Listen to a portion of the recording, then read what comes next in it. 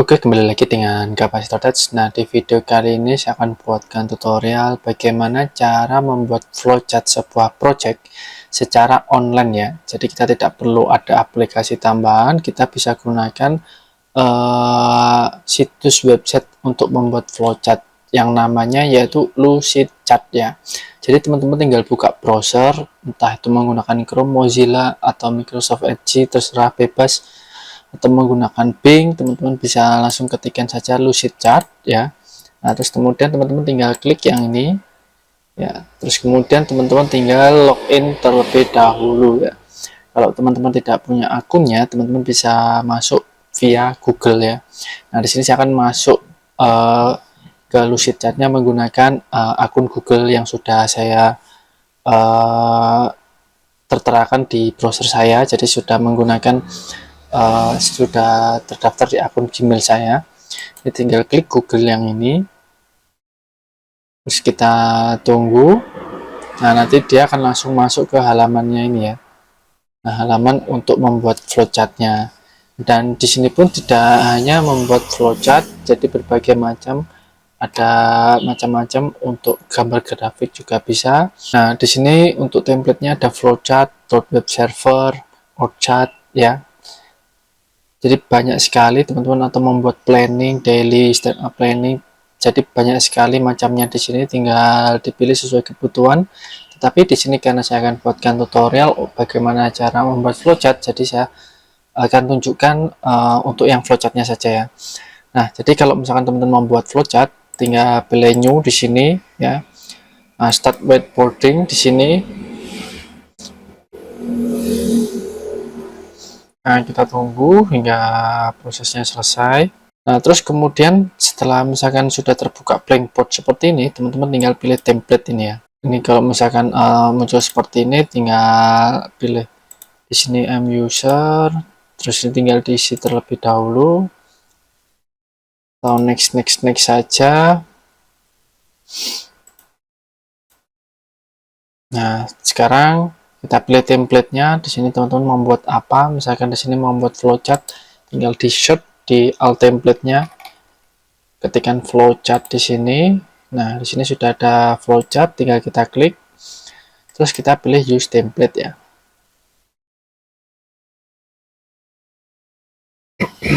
Nah, ini sudah muncul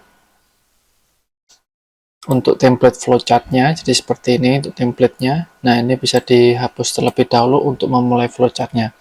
Nah, di sini saya akan buat flowchart di mana ESP32 yang akan connect ke sebuah WiFi, di mana WiFi-nya nanti juga akan muncul di LCD 16x2 kalau misalkan WiFi-nya itu sudah connect ya. Nah, jadi sistem kerjanya seperti itu untuk flowchart-nya. Nah, jadi yang langkah pertama kita buat start terlebih dahulu. Nah, kita scroll untuk zoom, kita zoom out, scroll ke bawah. Nah, ini kan warnanya pink ya, ini bisa diganti, disesuaikan. Misalkan mau diganti putih, tinggal pilih edit rule di style and fill color ini. Nah, ini tinggal diganti semua. Nah, ini ada beberapa bagian yang bisa diganti, disesuaikan jadi hitam putih. Nah, kalau misalkan nanti sudah disetting semua, tinggal klik save. Nah, dia akan otomatis terganti ya. Terus di sini tinggal diganti start ya. Nah, terus kemudian saya akan buat flowchart inisialisasi ESP32.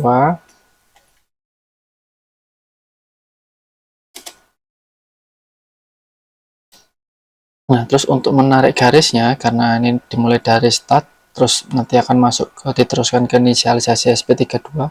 Jadi narik panahnya itu dari sini ke di drop ke bawah ke inisialisasi ESP32-nya ya. Nah, jadi narik panahnya seperti itu. Terus kemudian perlu fungsi decision ya. Nah, jadi dari fungsi decision ini kita bisa mengambil keputusan yes dan no, ya atau tidak ya. Kalau tidak, nanti dia akan kembali ke fungsi inisialisasi. Kalau iya, dia akan diteruskan ke fungsi berikutnya. Nah, jadi di decision ini dia akan memilih WiFi-nya, jika misalkan WiFi-nya itu connected ya. Nah, ini kan karena tulisannya tidak cukup ya dengan tampilannya, jadi kita bisa perbesar agar tulisannya bisa menyesuaikan. Nah, seperti ini. Terus dan di sini pun untuk meluruskannya ada garis bantunya ya. Ada garis bantunya seperti ini. Jadi memudahkan kita untuk mengetahui bahwa step flowchartnya sudah lurus ya.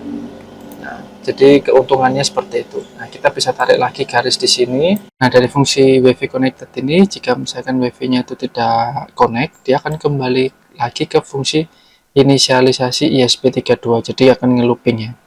Nah, ini kan gambar garisnya melengkung seperti ini bisa diganti jadi seperti ini ya. Nah, ini kan yes, seharusnya dia no. Jadi kalau misalkan tidak, dia akan kembali lagi ke fungsi, jika misalkan wifi-nya tidak connect, dia akan kembali ke fungsi inisialisasi ESP32 ya.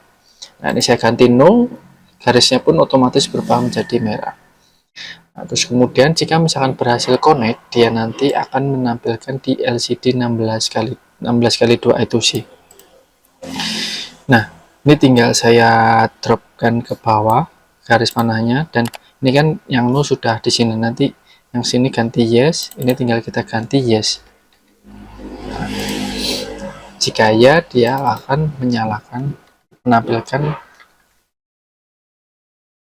menampilkan LCD WiFi connected ya. Nah, jadi seperti ini. Nah, ini kan tulisannya terlalu besar, ini bisa kita sesuaikan, terus kita atur biar rapi. Nah, sudah. Kalau sudah, berarti untuk project flowchartnya sudah selesai. Mari kita akhiri dengan N ya. Nah, diluruskan dengan garisnya, terus kemudian tinggal ketikkan N. Tinggal ditarik garis dari flowchartnya. Nah, ternyata belum lurus, saya rapikan dulu. Nah, jadi seperti ini ya, untuk flowchartnya sudah jadi. Nah, jadi seperti itu cara membuat flowchart dengan menggunakan website Lucidchart ya. Nah, jadi di sini kita juga bisa menggunakan fitur AI ya. Di sini disediakan fitur AI, tinggal kita pilih generate with AI ya. Nah, misalkan di sini teman-teman ingin membuat flowchart ya. Flowchartnya sama dengan ini, tinggal ketikkan saja di sini di dalam kotak dari AI-nya, make a flowchart ESP32 connected Wi-Fi. If Wi-Fi connected, will show in the LCD 16 kali 2 Wi-Fi connected ya. Nah, seperti ini tinggal di enter.